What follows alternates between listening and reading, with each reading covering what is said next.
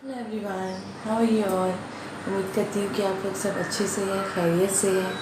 और मेरी दुआ है आप लोगों के साथ। इसी तरह आप लोग भी अपनी दुआ मेरे साथ बरकरार रखिए, ताकि हम ये जो डिफ़िकल्ट जर्नी है और ये जो टाइम हमारे ऊपर आया हुआ है वो जल्द से जल्द ओवरकम कर सकें। फ़ाइन। सो जैसे कि हमने लास्ट वीडियो में डिस्कस किया था, हमने काफ़ी इन डिटेल डिस्कस किया था कि how you should know whether you have depression और नॉट। हमेशा ज़रूरी नहीं होता है कि अगर आपको कोई रिलेटेड डिज़ीज़ के सिम्टम हो तो आप हमेशा ये कंक्लूड करें कि भाई आपको वही डिज़ीज़ होगी। It is not always necessary. इसीलिए बहुत ज़रूरी होता है कि आप जो है वो अपने आप को अर्ली टेस्ट करें, आप अपने आप पे सेल्फ़ असेस करें। सेल्फ़ असेसमेंट जो है वो बहुत ज़्यादा ज़रूरी होता है गाइस, ताकि आप जानें कि आपका माइंड और आपका मूड और आपका जो है वो हार्ट का डायरेक्शन किस तरफ जा रहा है, and how you are feeling right now, what is your emotions going through. Okay, so आज और भी ज़्यादा इंटरेस्टिंग टॉपिक लेके आई हूँ आप लोगों के सामने।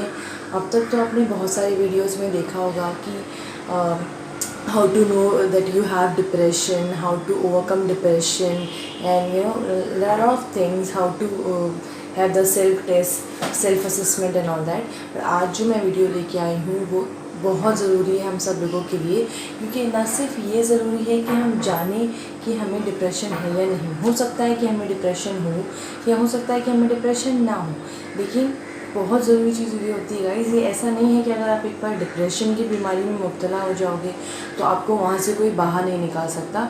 सबसे बड़ा दोस्त आपका उस वक्त जानते हो आप कौन होगा? आप खुद अपने आप के सबसे बड़े दोस्त हो।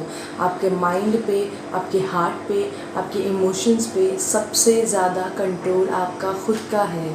ऑलमाइटी ने जो है वो सिर्फ़ और सिर्फ आपके अंदर ही उतना पावर दिया है कि आप अपने आप को डिस्टर्ब भी कर सकते हो, आप अपने आप को खुश भी कर सकते हो, और आप अपने आप को जैसा चाहे वैसे बहला सकते हो। तो इसीलिए ये बहुत ज़रूरी है गाइस कि हम डिप्रेशन के उन सिम्टम्स के दौरान, या अगर हमें ऐसा कुछ फ़ील हो रहा है कि हम बहुत लोनली हो गए हैं, या लोग हमसे बात नहीं करते, लोग हमसे दोस्ती नहीं रखते, या हम एक कंटिन्यूस फेलियर्स फेस करते जा रहे हैं, करियर की में अपॉर्चुनिटी स्टॉप हो गई है, करियर में अचीवमेंट स्टॉप हो गए हैं। कुछ बात ऐसी होगी, अगर आप ये सात बातें अगर आप ये याद रखोगे, और आप बिलीव मी गाइस, अगर आप ये 7 बातें जो मैं आज आपको बताऊंगी, अगर आपने सिर्फ ये चीज़ें भी कर ली अपने आप को आपके मूड को आप जो है वो डिलाइट करने के लिए, अपने आप को उस डिप्रेशन के दलदल में जाने से पहले ही आपको अपने आप को वहाँ से खींच लेना है, आपको अपने आप को वहाँ से निकाल लेना है। तो कुछ ज़रूरी 7 बातें हैं, गिन के मैं आपको 7 बातें बताऊंगी जो बहुत ज़्यादा ज़रूरी होती है एक इंसान के बिहेवियर को कंट्रोल करने के लिए। अगर आपको कभी भी ऐसा फील हो रहा है कि आप हो सकता है कि आप डिप्रेशन में जा रहे हैं, आप इतने सारे वीडियोस देखते हो, आप इंसिडेंट्स सुनते हो बहुत सारे, तो कभी कभी हमें भी ऐसी फीलिंग्स आने लगती है कि हो सकता है कि हम भी शायद उस बीमारी में मुब्तला हो रहे हैं, हम भी शायद उस तरफ जा रहे हैं, and we are also becoming depress every now and then. तो इस चीज़ में अगर आपको लग रहा है कि आप जा रहे हो, तो just take out yourself before going वहाँ जाने से पहले आपको अपने आप को वहाँ से बाहर निकालना है। तो सबसे पहला काम जो आपको करना है, आपको अपना मूड डाइवर्ट करना होगा गाइस। आप अगर कंटिन्यूसली एक ही टॉपिक के ऊपर, एक ही इमोशंस के ऊपर, एक ही ब्रेकअप के ऊपर, एक ही फेलियर के ऊपर आप सोचते रहोगे, तो इससे आपका कोई भला नहीं होने वाला। बिकॉज जो हो चुका है वो वापस दोबारा रिपीट होगा नहीं। पास्ट अपने आप को दोबारा नहीं रिपीट करेगा, या वो दोबारा नहीं आपके सामने आ जाएगा कि आप उसको सही करो और फिर से फिक्स करने के बाद again you can relive your past. No, past has gone now, future is gonna come and present is there with you. तो आपके साथ में सिर्फ आपका प्रेजेंट है, आपका फ्यूचर है। तो आप ये कैसे अच्छा हो, आपको ये सोचना है। तो सबसे पहला काम आपको ये करना है कि अपने मूड को डाइवर्ट करो। अब ये डिपेंड करता है पर्सन टू पर्सन पे। अगर आपको जो भी आपकी चीज़ें हैं, आपको जो भी चीज़ करना अच्छा लगता है वो चीज़ कर सकते हो। पर एक चीज़ हमेशा ध्यान रखना कि डिप्रेशन एक ऐसी चीज़ है कि हम जो रेगुलर चीज़ें करते रहे, फॉर एग्जाम्पल अगर हमको शॉपिंग जाना अच्छा लगता है, हमको एक पर्टिकुलर म्यूज़िक सुनना अच्छा लगता है, तो हम वो सुन रहे। No, this time try to go for something which is new. कुछ नए रास्तों पे चलने की कोशिश कीजिए, बिकॉज जब आप नए रास्तों पे चलते हो तो आपको वो फेमिलैरिटी नहीं नज़र आती है, और जब आप फेमिलियर नहीं होते हो तो आप बहुत क्यूरियस हो जाते हो जानने के लिए कि आगे क्या है। तो आप नए रास्तों पे चलो, नए म्यूज़िक्स जो है वो सुनो, नए हॉबीज़ आप अडॉप्ट करो, क्योंकि आप जब कुछ नई चीज़ों में अपने आप को इन्वॉल्व करोगे तो आपको हर स्टेप के साथ कुछ नया सीखने मिलेगा। तो हो सकता है आपका माइंड जो है वो टोटली वहाँ से जो है वो डाइवर्ट हो जाए। दूसरी चीज़ जो सबसे ज़रूरी होती है गाइस, वो है आपका मेडिटेशन। आप जो है वो डीप ब्रीदिंग कीजिए, आप मेडिटेट कीजिए, आप अपने अपने प्रेयर्स कर सकते हो। इसके दौरान आप कोशिश कीजिए कि आपका जो माइंड है वो थॉटलेस हो, और आप ये कोशिश कीजिए कि आपकी जो बॉडी है वो वेटलेस हो। आप जब योगा करते हैं या मेडिटेशन करते हैं तो वही योगा या वही मेडिटेशन बहुत इफ़ेक्टिव माना जाता है, जहाँ पे आपको when you are there in that particular meditation then you should not feel the weight of your body, you should not feel the weight of your thoughts. So your mind should be thoughtless, your body should be weightless. So the second very important thing is having a meditation. And the third one is you should go to orphanage. Believe me guys, आपको ऐसा लगता है कि हम ही सबसे ज़्यादा परेशान हैं, लेकिन अगर आप अपने ऊपर वालों को हमेशा देखोगे कि जो आपसे बेटरमेंट पे है या बेटर पोजीशन पे है, तो you will be becoming more depressed. इससे अच्छा है कि सबसे ज़्यादा ज़रूरी है कि आप अपने नीचे वालों को देखो। आप ये देखो कि जो चीज़ें आपके पास है, ऐसे बहुत बड़ा सेक्शन है हमारी सोसाइटी में जिसके पास वो चीज़ें भी नहीं हैं, तो how those people are living. आप अगर जाओगे, आप अगर ओल्ड एज होम जाओगे, अगर आप ऑर्फनेज जाओगे, तो आप देखोगे कि इनकी लाइफ में जो प्रॉब्लम्स है उसका प्रॉब्लम्स हमसे जो है वो 1% भी नहीं कनेक्ट कर सकते हम उनके प्रॉब्लम्स के साथ। तब आपको फील हुआ कि जो आपके प्रॉब्लम्स है वो तो कहीं ना कहीं बहुत कम है।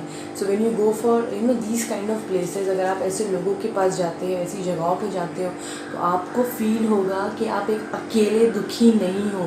और जब हम ये फील करते हैं कि हम अकेले दुखी नहीं हैं, हम जैसे और भी हैं, हमसे बुरे कंडीशंस में और भी है, तब trust me guys, you will definitely overcome with your depression.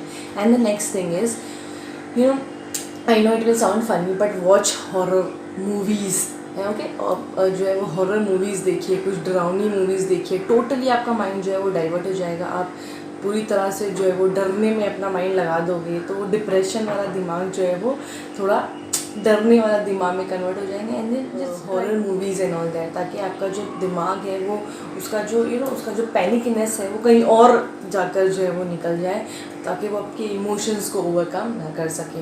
And the next one is indulge in social work. Social work में इंडल्ज होइए गाइस। जैसे मैं बताया, इस दुनिया में अच्छाई करने से अलावा अच्छा कोई काम नहीं होता।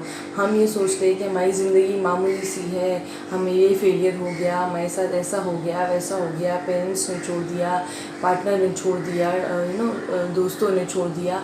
पर ये सारे प्रॉब्लम्स कुछ नहीं है गाइस। अगर आप जो है वो सोचोगे, अपने आप को, अपने एतराफ़ देखोगे, आपसे भी बड़े बड़े प्रॉब्लम्स फेस करने वाले लोग इस दुनिया में एग्जिस्ट कर रहे हैं।